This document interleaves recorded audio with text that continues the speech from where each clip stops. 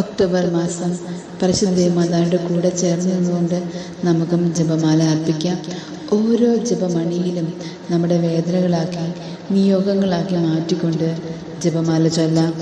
എവിടെയായിരുന്നാലും ഏത് സ്ഥലത്തായിരുന്നാലും ഒരു ജപമാല അത് ആത്മാർത്ഥമായി ആഗ്രഹത്തോടെ നമുക്ക് ചൊല്ലി പ്രാർത്ഥിക്കാം. സ്വർഗസ്ഥനായ ഞങ്ങളുടെ പിതാവേ, അങ്ങയുടെ നാമം പൂജിതമാകണമേ. അങ്ങയുടെ രാജ്യം വരണമേ. അങ്ങയുടെ തിരുമനസ്സ് സ്വർഗ്ഗത്തിലെ പോലെ ഭൂമിയിലുമാകണമേ. അന്ന് വേണ്ടുന്ന ആഹാരം ഇന്ന് ഞങ്ങൾക്ക് തരണമേ. ഞങ്ങൾ തെറ്റിയുന്നവരോട് ഞങ്ങൾ ക്ഷമിച്ചിരിക്കുന്നത് പോലെ ഞങ്ങളുടെ കടങ്ങളും പാവങ്ങളും ഞങ്ങളോട് ക്ഷമിക്കണമേ.